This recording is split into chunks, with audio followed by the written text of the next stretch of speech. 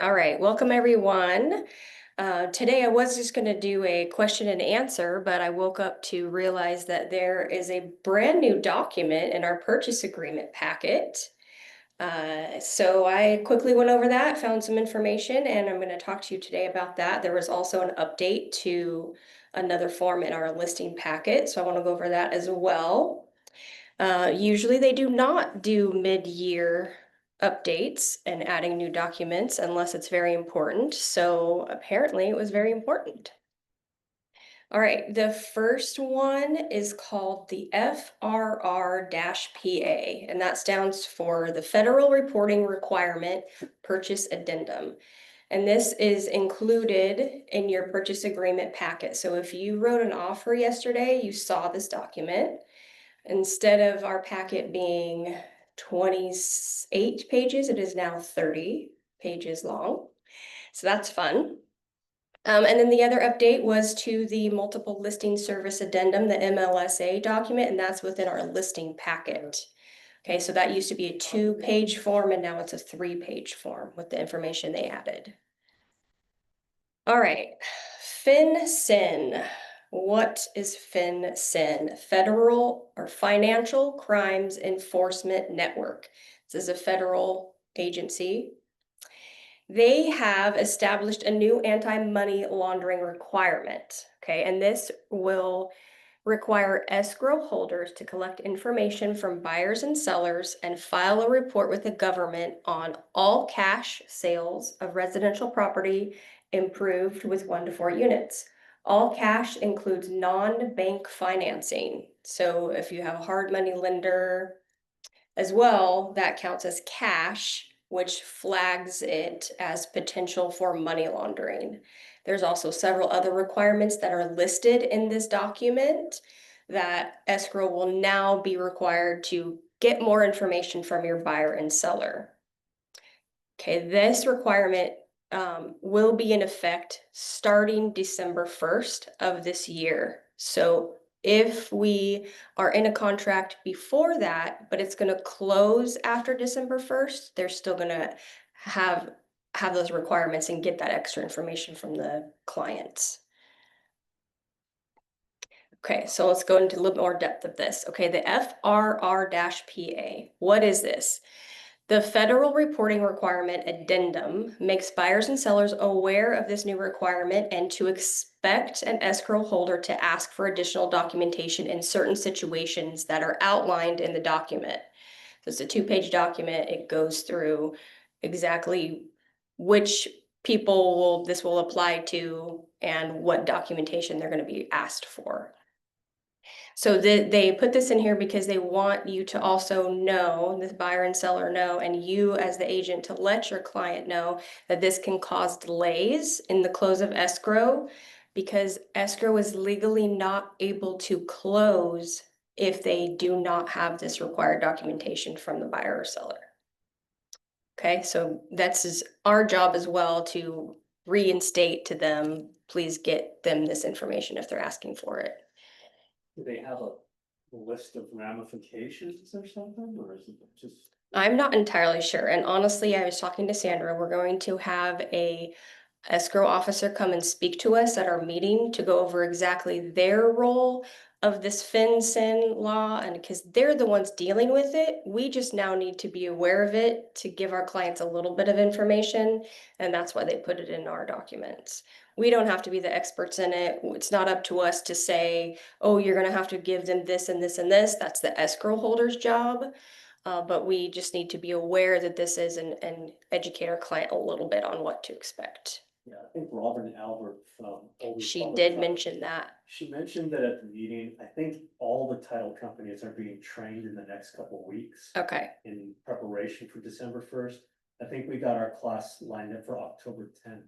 Okay. So. You were actually gonna have someone come to talk to us already? Yeah, I think they're all getting training because. Good. Molly came up to me the other Oh, day good. too, kind of mentioned this. Okay. Yeah, we definitely need someone from that represents escrow to speak with us about how to handle this and how to prepare our client more. And then the second part of this form is that it's temporary. Okay, so they put it in here as kind of an advisory addendum to be able to to help us have our client become aware of this, but it's actually becoming law, but it's being fought right now. So they're pushing back on it. They did not, if it goes through 100%, they're going to change the actual RPA document to have a little section about it. So it won't be an additional form they have to sign. It'll actually be in the RPA, but they did not want to change the RPA itself because it's being appealed right now. Once it is not appealed, if it's appealed and it doesn't, it'll just go away completely. If not, it'll be written into the RPA in the December 25 change that they do every year, and then this document will leave. But it's in there now, so we need to know about it. Any questions about this? No?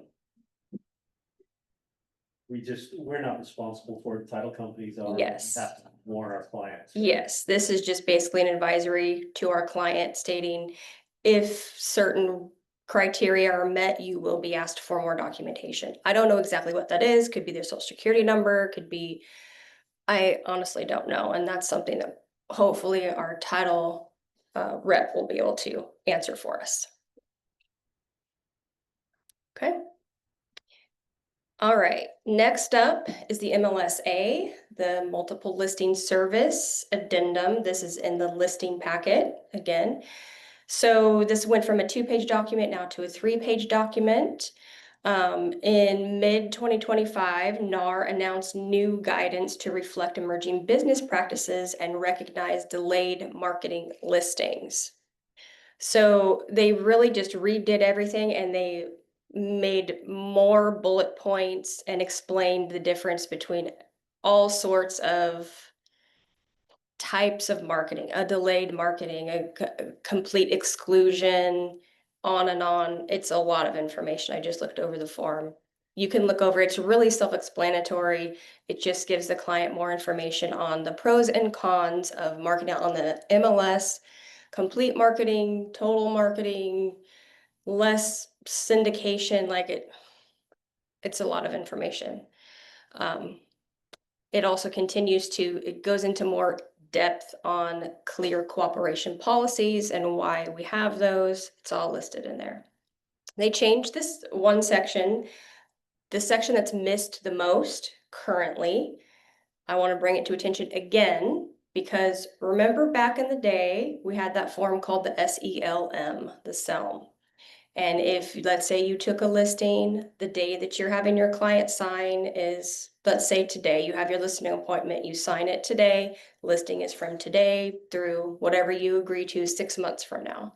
Well, obviously you're not going live on the MLS right now, okay? And with it, the law is that in 24 hours, it needs to be on the MLS. If you can't get your pictures done and everything ready to go on by that 24-hour mark, you were supposed to have this SELM form that had the date of that your property was going to be excluded until the date you were ready to go live.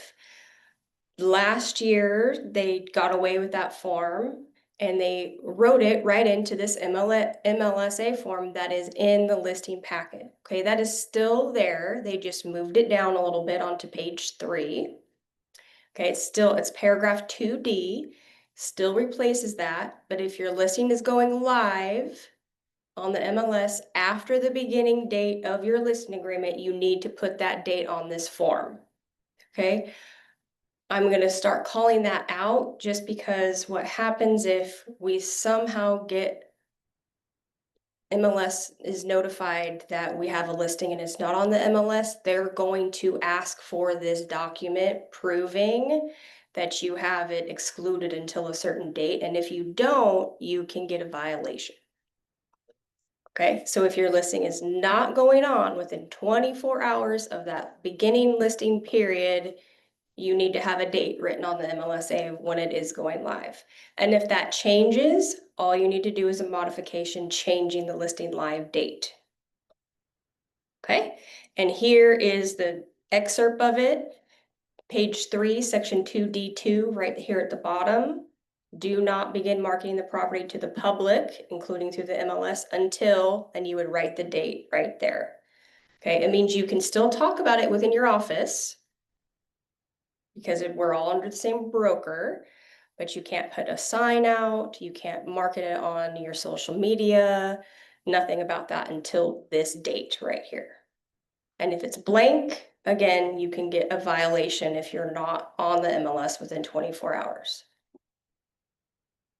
Okay, that is it. Now we're open for questions. Those are the two little updates, big updates, but that's it. Let's open it up. Questions on this or questions on anything else that you've run into recently? Hey, good morning, everyone. I have a question. What if you own the property yourself as a flip and you want to market it, put a sign out there? I kind of thought that you could do that, but I don't know if anything of that has changed.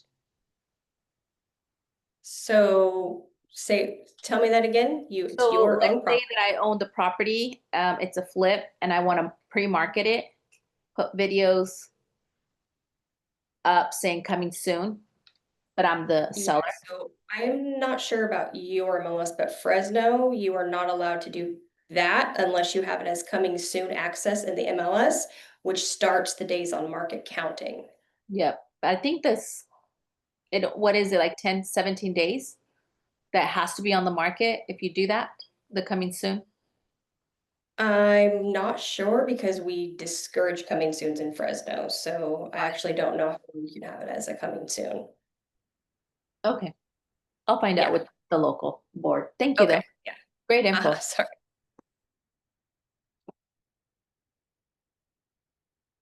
Any other questions? Kind of have. It's kind of my question because we had just mentioned that, but. Why do they have the coming soon option on the pull down menu? I'm wondering. Yeah, I don't know. Maybe because it's an option that you can give your seller, but the reason we don't like it is because the days on market are already accruing and that can mess up the statistics or, yeah. I think it's probably more important to have the stats being correct. Yeah. Yeah. Yeah. What was I gonna ask you?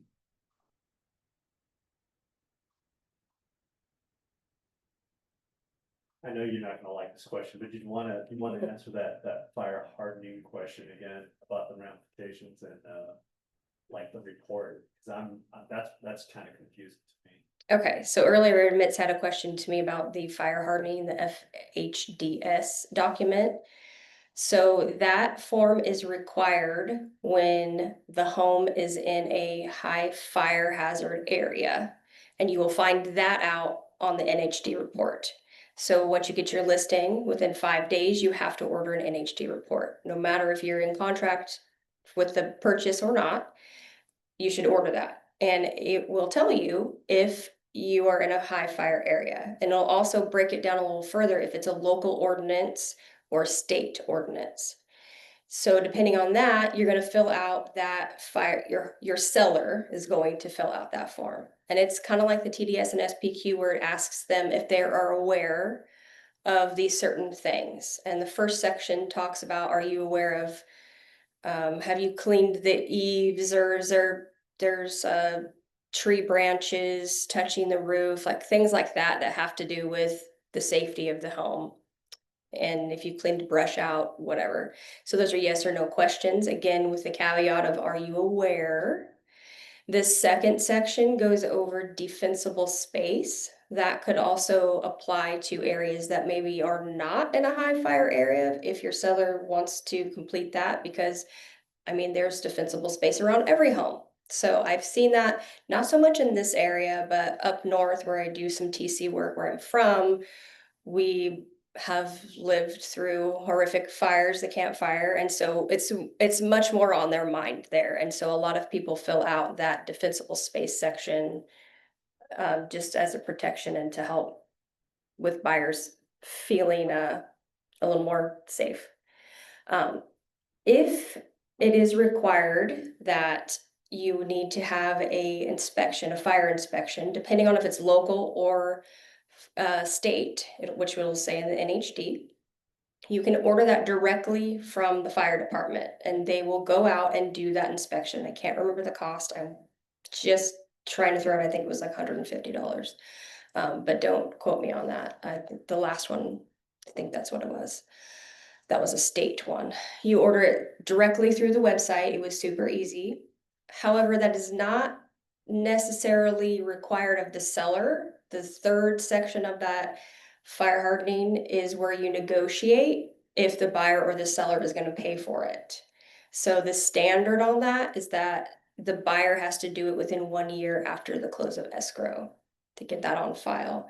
However, there are other options of who's going to pay for it and when it's going to be done, that are negotiated at the time that you're in contract. And of course, depending on the market, if your seller really wants to get it sold, it would be nice to have that report. Would you fill it in your contract under like a miscellaneous item or? When you're writing the purchase agreement? Yeah. Yes, if you are aware as the buyer's agent that it is in a fire zone. Yeah, I would say it's not very common to fill it out, and that I haven't really seen that. On average, you said it's around $500. Okay, that's more than I thought then. In case you didn't hear, he said on average, it says it's around $500 for the inspection. Any other questions?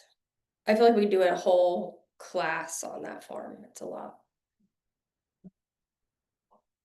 Only because I'm looking at something that's out Yeah. there that it's concerning. Yeah. Might as well get it out in the open. I wonder if we could get someone from fire to come speak to us about that inspection. Get to it. Yeah, that'd be good. All right, any other questions online or in the room?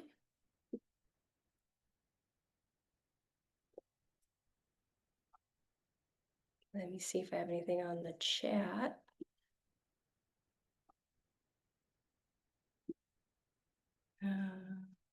Okay, I already answered that one.